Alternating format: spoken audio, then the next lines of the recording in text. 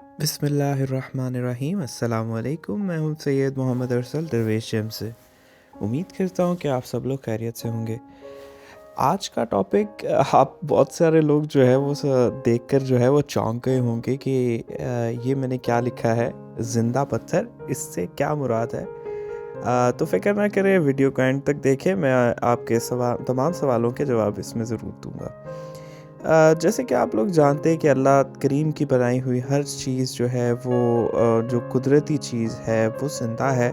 जैसे कि पहाड़, दरख्त, इसी तरह पहाड़ों से निकलने वाले पत्थर भी जो हैं उनको भी ज़िंदा ही माना जाता है। ज़िंदा से मुराद ये नहीं है कि वो चलते फिरते हों तो ही ज़िंदा हैं। जैसे कि दरख्त हैं वो भी चल नहीं सकते, लेकिन वो लिविंग क्रीचर्स में ही आते हैं। और मॉडर्न साइंस अब ये बताती है कि वो बोल भी सकते हैं और लेकिन हम सुन नहीं सकते। तो ज़रूरी नहीं है कि अगर हम सुन ना सकें किसी चीज़ को तो वो बोलता नहीं है। अपनी ज़ुबान में हर चीज़ अपने हिसाब से कलाम करती है। जैसे कि अल्लाह करीम फरमाते हैं कुरान शरीफ में कि कुछ पत्थर ऐसे हैं कि जब उन पर उनके करीब अल्लाह का कलाम पढ़ा जाता है तो वो लरज़ उठते हैं, वो कांप पड़ते हैं अल्लाह का कलाम सुनकर। तो आजकल जो है मॉडर्न साइंस जो है वो बता रही है हमें कि बहुत सारे पत्थर जो हैं उनकी वाइब्रेशंस जो हैं ऐसी होती हैं। हर पत्थर की वाइब्रेशन डिफरेंट है।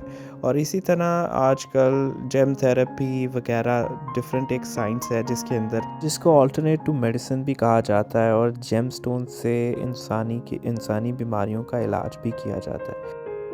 तो खैर किसी दिन इस टॉपिक पर इंशाल्लाह ज़रूर एक पूरी वीडियो बनाऊंगा जिस पे मैं पत्थर के इंसानी जिस्म पे और दिमाग के ऊपर असरात क्या होते हैं वो ज़रूर एक्सप्लेन करूंगा। डिफरेंट पत्थर के डिफरेंट असरात इंशाल्लाह। अभी के लिए जो मेरा आज का टॉपिक ये है, ये जो कुदरती पत्थर हैं जो कि पहाड़ों के तह के अंदर से निकलते हैं या समुंदर की गहराइयों से निकलते हैं, उनसे क्या मुराद है। अब जैसे कि आप जानते हैं कि जब एक पत्थर फॉर्म होता है, जब उसकी फॉर्मेशन होती है तो वो ग्रो करता है, मतलब बढ़ता है, मतलब लेकिन उसको ये प्रोसेस कंप्लीट करने में लाखों करोड़ों साल लग जाते हैं।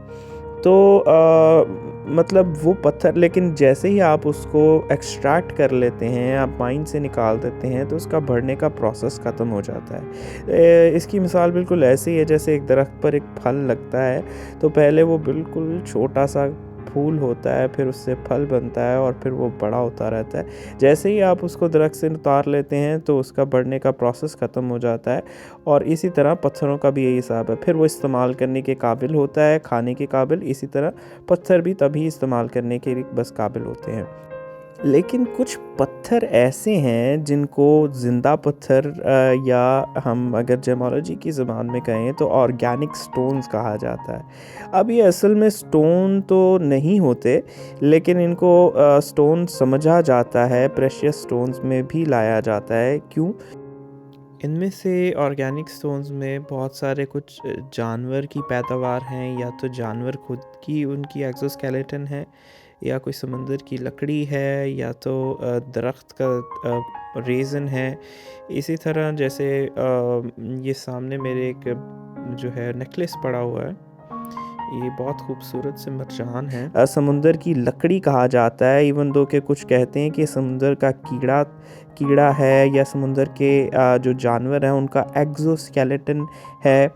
बेसिकली एक लकड़ी की फॉर्म में आता है, और ये खूबसूरत सा मरजान जो है वो आपको ये नेचुरल फॉर्म में ऐसे ही होता है, और फिर इसकी स्टेम थी, उसका नेकलेस बना हुआ है।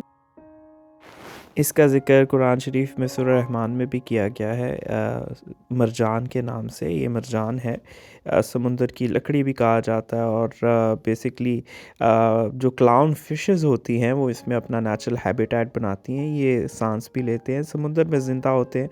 और फिर जब आप कॉरल को जो है वो कॉरल रीफ्स को निकाल लेते हैं तो ये हार्डन्ड हो जाती हैं, वैसे कुछ हार्ड भी होती हैं, फिर कटिंग के काबिल हो जाती हैं। और आप देख सकते हैं कितनी खूबसूरत ऑरेंजिश रेडिश कलर की हैं।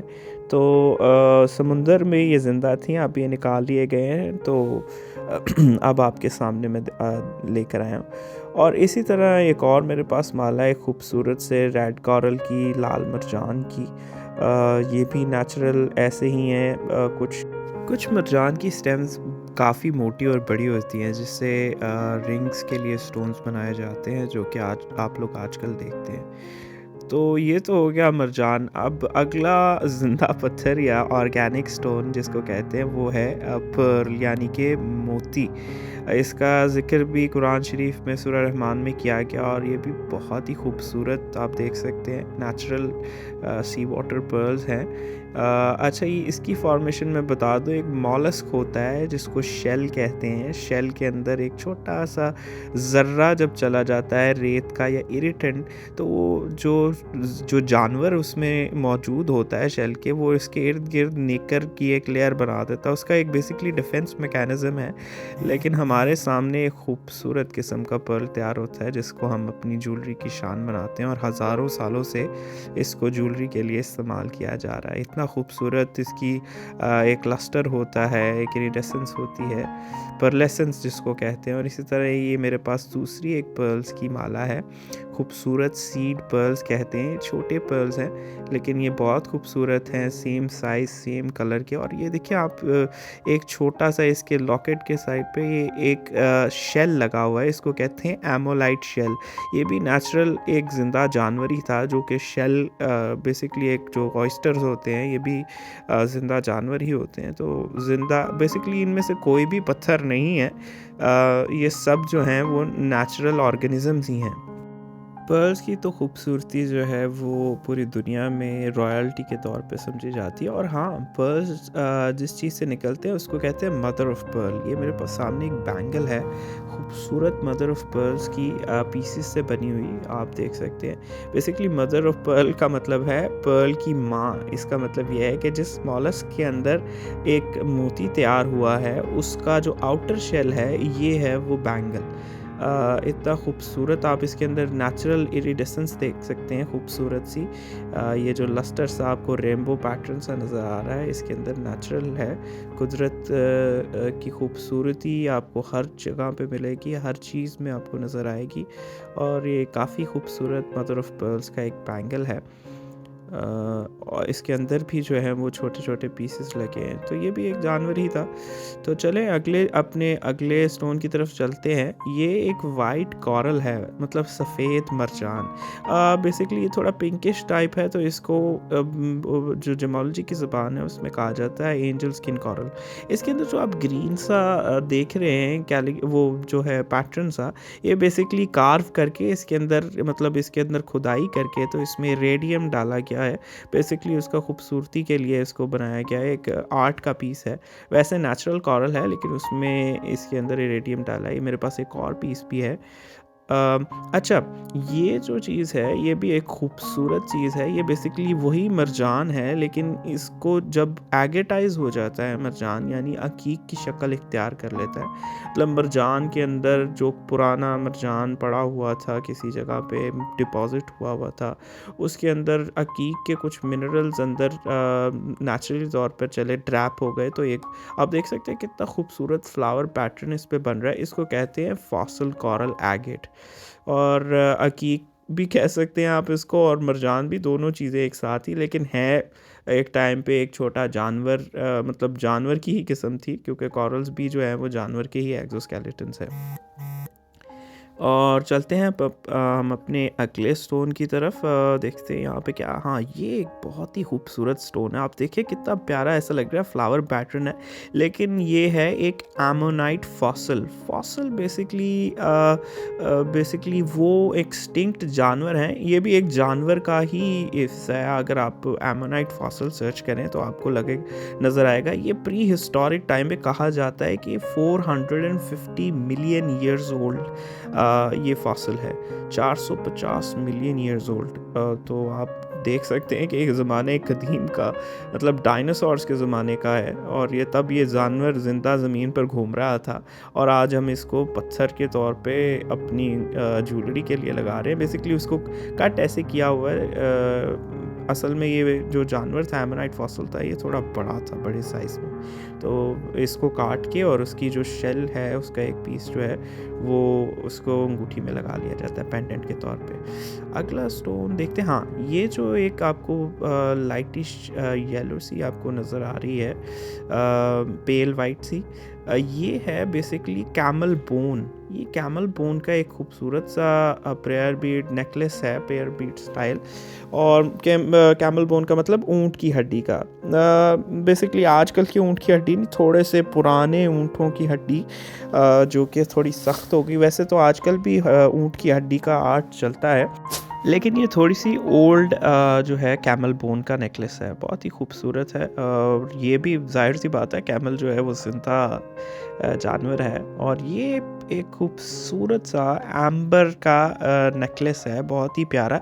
अच्छा, अब एम्बर क्या चीज़ है जिसको अंबर भी कहा जाता है? बेसिकली अंबर एक पाइन दरख्त, मतलब अभी भी मैं लाखों करोड़ों साल पुरानी बात कर रहा हूँ, जब एक पाइन का दरख्त होता था और उसमें एक छोटा सा अगर कोई कीड़ा या कोई जानवर उसको मतलब दरख्त को नुकसान पहुंचाने की कोशिश करता था, तो क्या होता था कि उसमें से एक रेजन टाइप जिसको कहते हैं एक गोंद सी निकलती थी और वो जानवर जो है उसके अंदर फंस जाता था। अभी भी आप इसमें अगर शायद कुछ पीसेस को मैं देखूं तो आपको शायद नज़र आए, तो वो जब वो फंस जाता था और फिर ये बना हुआ जो फंसा हुआ जानवर है वो जो रेज़न है वो जम के और पत्थर की सूरत इख्तियार कर लेता है। और ये टाइम पीरियड लगता है इसको लाखों करोड़ों साल। आप देख सकते हैं इसके अंदर आपको छोटे छोटे कहीं पे इंसेक्ट के हेड नज़र आ रहा होगा, कहीं कुछ नज़र आ रहा है। बेसिकली ये रेज़न सैप ही कह सकते हैं या रेज़न कह सकते हैं, जिसको एम्बर कहा जाता है और पूरी दुनिया में बहुत मशहूर है और एक जेमस्टोन के तौर पे माना जाता है एक ऑर्गेनिक स्टोन और ख़ूबसूरत माशाल्लाह। और ये एक ऑरेंज एम्बर बड़ा खूबसूरत सा। अच्छा, ये दोनों एम्बर ये बाल्टिक सी से आए हैं, बाल्टिक समुंदर से। और ख़ूबसूरत बेसिकली दरख्त जहाँ पे बाल्टिक सी जहाँ पे पहले ये प्री हिस्टोरिक टाइम पे ये पाइन ट्रीज थे, अब वहाँ पे समुंदर है, तो वहाँ पे ये डिपॉजिट्स आपको कहीं ना कहीं मिल जाते हैं एम्बर के। ये जो आपको सामने देखने को मिल रहा है ये एक बहुत ही फेमस दुनिया के अंदर जो है हिंदू मज़हब में बहुत फेमस है। इसको रुद्राक्षा कहते हैं, पांच मुखी रुद्राक्षा भी कहते हैं कुछ लोग। बेसिकली वो उनकी मैथोलॉजी में माना जाता है कि ये उनके लॉर्ड शिवा के आंसुओं से बना है बेसिकली। अच्छा, ये तो हर एक की अपनी जो है वो एक थिंकिंग है, लेकिन ये बेसिकली एक पर्पल कलर की बेरीज होती हैं बड़ी खूबसूरत सी, उसकी गुठली है ये, उसका सीड है बड़ा प्यारा सा। तो बहुत सारे लोग इसको पहनते हैं। पांच मुखी इसलिए इसको इसलिए कहते हैं क्योंकि इसके अगर आप जहाँ पे थ्रेड इंसर्ट हुआ वहाँ पे आप देखें, ये अगर मैं दिखा सकूँ आपको, तो यहाँ पे आपको 5 फेस जैसा कुछ नज़र आ रहा होगा यहाँ पे ऐसे स्टार सा। तो ये 5 बनते हैं इसलिए इसको पांच मुखी रुद्राक्ष कहते हैं। इसको भी आप साधु और आप उनके वो देखते होंगे पंडित वगैरह, वो ज़रूर वो इसको पहनते हैं और उनको होली मानते हैं, मतलब अपने लिए, मतलब इसकी वो कहते हैं हीलिंग प्रॉपर्टीज़ ज़्यादा हैं और वगैरह वगैरह। तो खैर हर एक की अपनी वो है, नो डाउट अल्लाह की बनाई हर चीज़ के अंदर एक कोई ना कोई फ़ायदा और नुकसान ज़रूर होता है, तो इसमें भी कुछ ना कुछ ज़रूर होगा। लेकिन खैर अब हम अपने अगले स्टोन की तरफ चलते हैं। यहाँ पे जितने भी रखी हुई चीज़ें हैं सारी जो हैं वो किसी न किसी टाइम पर ज़िंदा ही थी। ये देखिए, ये एक यंग एम्बर है, मतलब वैसे अंबर जो है उसको समझ लें करोड़ों साल लाखों करोड़ों साल लगते, तो इसको थोड़े से लाखों कुछ साल कम लगते हैं। तो मतलब अभी पूरा अंबर नहीं बना, थोड़ा सा सॉफ्टर मटेरियल है अंबर से। इसको यंग एम्बर कहते हैं और इसका नाम कोपल भी है। अच्छा जी, अब ये मेरे पास एक बड़ी प्यारी सी तस्बीह है और ये है आइवरी की बनी हुई। आइवरी को बेसिकली हाथी दांत कहा जाता है। हाथी के दांत वो जो खाने वाले नहीं, जो दिखाने वाले हैं, जिसको टस्क भी कहा जाता है। बेसिकली वॉलरस एक जानवर है, उसके टस्क से भी बनती हैं और भी बहुत से जानवरों के दांतों से बनती हैं ज्वेलरी, लेकिन हाथी दांत बहुत फेमस है उनमें से। उम्मीद करता हूँ वीडियो बहुत लंबी होती जा रही है, उम्मीद करता हूँ आपको वीडियो पसंद आई होगी। अगर पसंद आई हो तो सब्सक्राइब ज़रूर करें। मिलते हैं फिर किसी और दिन किसी और नई इन्फॉर्मेटिव वीडियो के साथ। तब तक के लिए अपना बहुत सारा ख्याल रखें। अल्लाह हाफिज़।